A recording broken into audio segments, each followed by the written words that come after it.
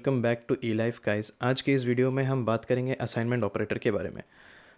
Assignment operator जैसे कि मैंने आपको प्रीवियस वीडियो में बताया होगा, उसका सिंबल बेसिकली हमारा इक्वल साइन है, जो कि हम मैथ्स में भी देखते आ रहे हैं।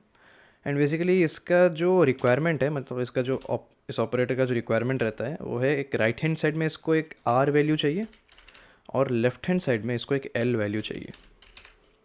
Okay, so L values and R values basically क्या है ये हम अभी जानेंगे। एल वैल्यू हमारा बेसिकली वो वैल्यू होता है जिसमें कि हम मेमोरी तो नहीं, हम डेटा को स्टोर कर सकते हैं। L values are basically our memory locations. Okay, और आर वैल्यू हमारे वो बाकी के सारे ऐसे वैल्यूज़ हैं जो कि हमारे डेटा को इवेल्युएट करेंगे। ओके, बेसिकली डेटा को इवेल्युएट नहीं करेंगे, इवेल्युएट होके एक डेटा बनेंगे और उसी डेटा को हम स्टोर करेंगे हमारे एल वैल्यू के अंदर। एल वैल्यूज़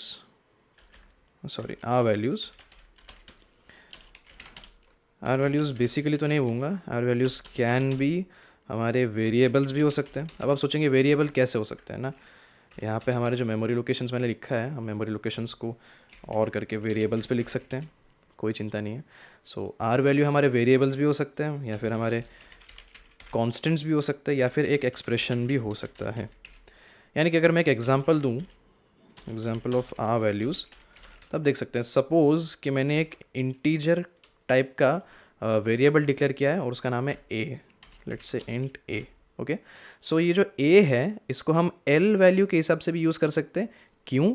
क्योंकि मैंने आपको पिछले कुछ वीडियोस में एक्सप्लेन किया था, ओके, कि एक वेरिएबल बेसिकली एक ऐसा मेमोरी लोकेशन है जिसको कि हमने नाम दिया है। ओके, सो यहाँ पे हमारे रैम में फ़िलहाल ए है, और क्योंकि मैंने इसमें कोई वैल्यू अभी तक इनिशियलाइज़ नहीं किया है, इसमें गार्बेज वैल्यू होगा। ए एक ऐसा मेमोरी लोकेशन है जो कि integer type of data store करता है और फिलहाल उसमें गार्बेज डेटा है। और हम इसको क्यों एल वैल्यू के हिसाब से यूज़ कर सकते हैं? क्योंकि हम एक मेमोरी लोकेशन में डेटा इनपुट भी कर सकते हैं एंड आउटपुट भी कर सकते हैं। आराम से हम इनपुट कर सकते हैं। और आर वैल्यू इसलिए कंसिडर कर सकते हैं क्योंकि ये जो वेरिएबल है, ये एक वैल्यू एक कांस्टेंट को कंटेन करता है। Okay, so when we are using A as an R value, the value that it contains will get replaced over here. यानी कि लेट्स से मैं एक एग्जांपल दूंगा आपको, लेट्स से ए इक्वल से, तो एक्चुअली हम क्या कर रहे हैं ना, हम ऐसे बता नहीं रहे कंपाइलर की ए और ए दोनों समान है। बेसिकली ये हमारा इक्वल्स का कॉन्सेप्ट ही नहीं लाता। ये बोलते हैं कि आप ए नाम के मेमोरी लोकेशन यानी कि वेरिएबल ए में ए का अंदर जो भी वैल्यू है, ओके, ए के अंदर जो भी वैल्यू है उसको स्टोर करना चाहते हैं। Okay, to make things more clear, let's declare another variable and give it 10। Okay, initialize किया मैंने उसको 10 में। मैं अभी लिखूंगा A equals B. Let's see क्या हो रहा है हमारे बैकग्राउंड में। हमारे बैकग्राउंड में भी क्या हो रहा है ना, ए नाम का एक वेरिएबल इसमें कि गार्बेज डेटा है। ओके, इन एरोस को मैं थोड़ा इरेज कर देता हूँ। ओके, दिस इज जी। हाँ, तो बी नाम का एक मेमोरी लोकेशन हमने क्रिएट किया जो कि integer type of variable store कर सकता है। पहले था उसमें गार्बेज वैल्यू। ओके, उसके बाद हमने उसमें स्टोर किया 10। नाइस। अभी 10 स्टोर करने के बाद हमने क्या किया कि हमारे असाइनमेंट ऑपरेटर के लेफ्ट साइड में ए रख दिया, यानी कि हम स्टोर करने वाले किस वेरिएबल में ना, ए वाले वेरिएबल में। लेकिन हम क्या स्टोर करेंगे ना, जो भी हमारे असाइनमेंट ऑपरेटर के राइट साइड में।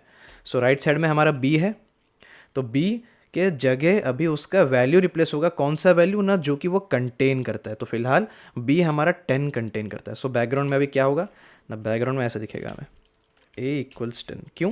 क्योंकि हमारा 10 कंटेंड है बी के अंदर। ओके, अभी नॉर्मली हमारा जो होगा 10 जाके ए के डब्बे में स्टोर हो जाएगा। गार्बेज हटा के हम यहाँ पे 10 लिखेंगे। अभी ए और बी दोनों का ही वैल्यू हमारा 10 है। Okay, hope that's clear. अब मैंने क्या बोला कि हम वेरिएबल्स आर वैल्यूज़ के हिसाब से ले सकते हैं, फिर कॉन्स्टेंट्स भी ले सकते हैं। यानी कि ये जो अभी बैकग्राउंड में हुआ उसको ना करते हुए मैं चाहता तो ए इज इक्वल्स टू 10 भी लिख सकता था। Okay, A is equals to मैं बोल रहा हूँ, लेकिन आपको ऐसा नहीं बोलना है। आपको बोलना है A is being assign 10। Okay, यहाँ पे मैं 10 असाइन कर रहा हूँ हमारे ए के अंदर। क्या होगा ना, ये जो डेटा है ये जाएगा हमारे मेमोरी लोकेशन के अंदर, and again we are having 10। अगर मैं फ्यूचर में लेट्स से 21 लिखता तो फिर हमारा 21 अपडेट होता उसमें। Okay, as clear is that. और मैंने क्या बोला कि हम एक्सप्रेशंस भी लिख सकते हैं as R values. Okay, expression let's say ये भी एक एक्सप्रेशन हो गया हमारा 21 + 23, तो क्या होगा ना, ये हो जाएगा हमारा 44। तो बैकग्राउंड में ये सारे ऑपरेशंस होंगे। ओके, बैकग्राउंड में कैसे दिखेगा ना, ये जो हमारा आर वैल्यू है ये फिलहाल एक एक्सप्रेशन है, हम इसको सॉल्व करेंगे तो कितना आएगा हमारा बैकग्राउंड में, ए इज़ बीइंग असाइंड का ये वाला सिंबल इतना तक है। ओके, हम लिखेंगे अभी 21 + 23 का रिजल्ट जो कि है 44। ओके, तो अब क्या होगा, सेकेंड स्टेप 44 जाके स्टोर होगा हमारे ए में। Okay, as simple is that.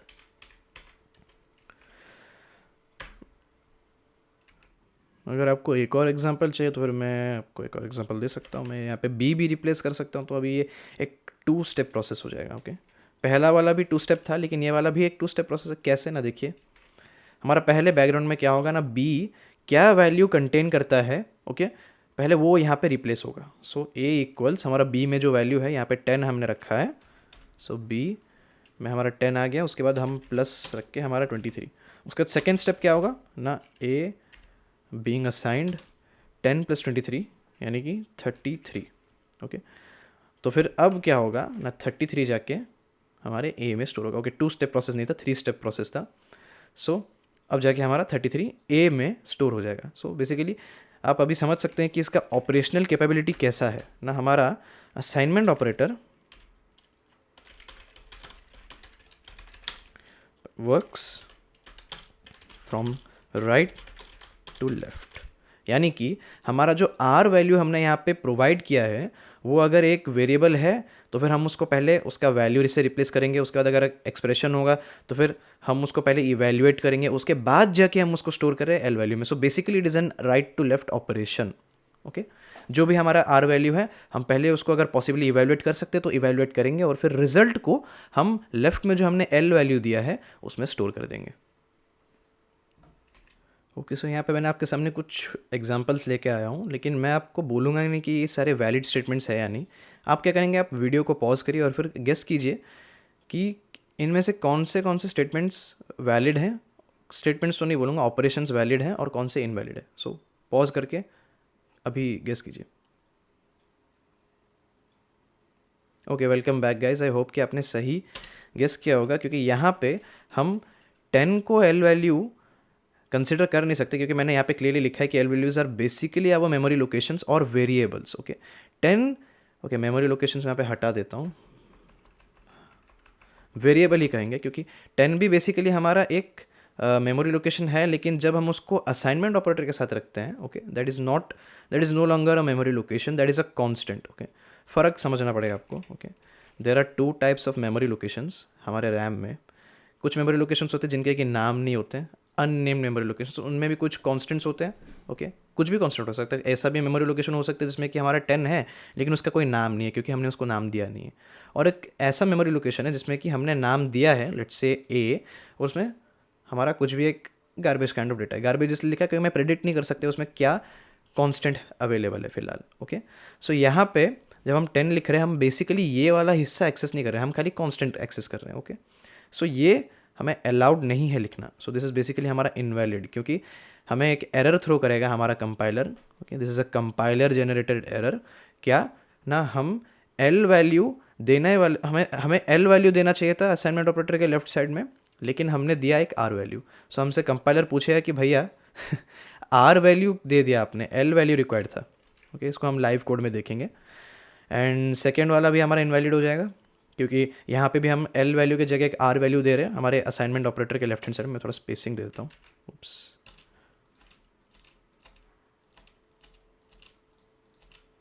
Okay,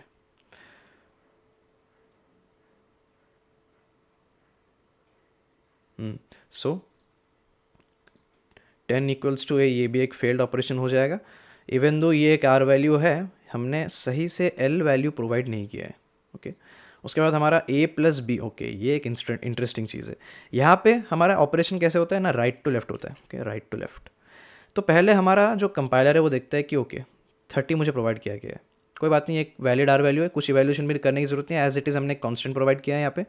लेकिन जब ये स्टोर करने जा रहा था, इसने क्या करे, भैया यहाँ पे एक एक्सप्रेशन है, ऐसे तो मुझे अलाउ नहीं है, क्योंकि मैंने यहाँ पे क्लियरली मेंशन कर दिया कि एल वैल्यूज़ हमारे वेरिएबल्स हैं और हम यहाँ पे एक ऑपरेशन कर रहे हैं, बेसिकली एक्सप्रेशन दिए हैं। तो ये भी हमारा एक वैलिड एल वैल्यू नहीं होगा। अब खुद अज्यूम कीजिए ये ए प्लस बी अगर मैं करूँगा तो क्या होगा, हमारा वैल्यू रिप्लेस होगा ए और बी का। Let's consider these values. A और बी में हमारा क्या है, एक में तो गार्बेज है और दूसरे में हमारा 10 है, तो मिलके फिर भी हमारा एक दूसरा गार्बेज वैल्यू बनेगा G1, जो कि अगेन एन इंटीजर है। ओके, तो ये एक कॉन्स्टेंट वैल्यू है। सो हम G1 में स्टोर करना चाहते हैं 30। ओके, सो इसलिए मैंने बोला कि expressions are also not valid L values, क्योंकि वो हमारा जो है इवेल्युएट होके एक कांस्टेंट बन रहा है, और हम कांस्टेंट्स को स्ट्रिक्टली नहीं लिख सकते हैं एज एन एल वैल्यू, क्योंकि ये एक वेरिएबल नहीं है और ये डेटा को स्टोर नहीं कर सकते, इस डेटा को अपने अंदर स्टोर नहीं कर सकते। Okay, this is not possible. So all in all हमारा जितने भी मैंने ऑपरेशंस दिए थे सारे के सारे हमारे इनवैलिड है। ओके, अब अगर हम चाहें तो चेन असाइनमेंट भी कर सकते हैं। लेट्स कंसीडर अगेन ए और बी हमारे यहाँ पे जो इंटीजर्स हैं, ये एग्जांपल्स को लेके हम आगे बढ़ेंगे अभी। Okay, let's say A equals नहीं, let's say B equals A equals 21। So ये पॉसिबल है कैसे ना, हमारे अभी दो असाइनमेंट्स है। अभी इसका फंक्शन है, आपको बहुत ध्यान से देखना पड़ेगा। मैं थोड़ा साइज़ बढ़ाता हूँ ताकि आपको क्लियरली दिखे। ओके, ओके, इतना साइज़ मेरे लिए परफेक्ट है। सो हम यहाँ पे क्या दिखाना चाहते हैं ना, सबसे पहले हमारा कंपाइलर कैसे मूव करता है ना, ऊपर से नीचे आता है, उसके बाद हर एक चीज़ को लेफ्ट टू राइट देखता है, लेकिन ऑपरेशन राइट टू लेफ्ट होता है, ये याद रखिए। ओके, सो बेसिकली यहाँ पे आया उसने, यहाँ पे देखा कि ओके एक बी दिया गया है मुझे, ओ असाइनमेंट ऑपरेटर, ओके नाइस। तो इसके राइट हैंड साइड में जो भी चीज़ होगा, ये वाले असाइनमेंट ऑपरेटर के राइट हैंड साइड में जो भी चीज़ होगा वो उसको, ओके 1 सेकेंड, वो उसको एज अ होल एक आर वैल्यू लेके चलेगा। तो ये जो आर वैल्यू है, ये है R value for first assignment operator. Okay, so R value उसने देखा और इसको इवेल्युएट करने की कोशिश करें, क्योंकि मैंने आपको बोला था कि पहले आर वैल्यू का इवेल्यूशन होगा, उसके बाद जाके ये डेटा हमारा बी में स्टोर होगा। ओके, सो अब हम देखेंगे आर वैल्यू को एवेल्युएट करने की कोशिश करेंगे, तो इवेल्यूशन कैसे होगा ना, फिर से लेफ्ट टू राइट। ओके, क्योंकि यहाँ पे भी हम जब बी प्लस 23 कर रहे थे तो सबसे पहले लेफ्ट टू राइट ही जा रहे थे, बी का वैल्यू रिप्लेस कर रहे थे, फिर 23 यहाँ पे आकर जुड़ा, फिर हम उसका जो है इवेल्यूएशन कर रहे थे एंड देन उसको स्टोर कर रहे थे। सो यहाँ पे हमारा पहले ए देखा उसने, ओके ए है, तो ए के बाद अभी हमारा क्या अवेलेबल है ना, एक और असाइनमेंट ऑपरेटर। ओके, अगर यहाँ पे असाइनमेंट ऑपरेटर हम देते नहीं तो ए का वैल्यू हमारा रिप्लेस होता है, लेकिन यहाँ पे this A is being treated as a memory location instead of being considered as a constant. Okay, so ये हमारा सेकेंड असाइनमेंट ऑपरेटर है और इसके लिए अभी 21 जो है ये एक और आर वैल्यू है। So this R value is basically the R value for second assignment operator. Okay, तो पहले क्या होगा ना, ये जो 21 है ये जाके ए के डब्बे में स्टोर होगा। तो अभी ए में क्या है, सबसे पहले ए में क्या था ना, लेट्स अज्यूम कि हमारा ए, हाँ ए में तो गार्बेज ही था। So A is going to be हमारा फिलहाल 21। ओके, तो अभी हमारा बैकग्राउंड में कैसे दिखा ना, हमारा अभी बी इक्वल्स ए में हमारा वैल्यू है कि स्टोर हो चुका है। सो यहाँ पे हमारा एज ए होल यहाँ पे ए है। ओके, उसके बाद हमारा ए का वैल्यू रिप्लेस होगा, तो ए का वैल्यू रिप्लेस होने का कैसे दिखा है ना, बी इक्वल्स टू जो भी ए में कंटेंट है अभी 21। ओके, तो बी में पहले क्या था ना, अगर मैं फिर से कंसिडर करूँ तो बी में पहले गार्बेज था, लेकिन उसमें हमने यहाँ पे 10 डाला। ओके, सो यहाँ पे 10 आया और यहाँ पे हम अभी बी में असाइन करने वाले हैं 21। तो अभी 10 कट के हमारा यहाँ पे 21 आ गया। सो ए और बी दोनों का ही वैल्यू हमारा 21 आएगा जब हम उसको प्रिंट करेंगे। Okay, hope that's clear. Okay guys, so आज के वीडियो के लिए बस इतना ही रखते हैं। हम नेक्स्ट वीडियो में असाइनमेंट ऑपरेटर को लाइव कोड में यूज़ करेंगे और बहुत सारे ऐसे मतलब हमारे ऑपरेशन है जो कि हम करना चाहेंगे, like swapping of two numbers using a third variable and without using a third variable. So basically जितने भी टाइप के मतलब सिचुएशंस हैं मैं आपको दिखाने की कोशिश करूँगा। So see you guys in the next video.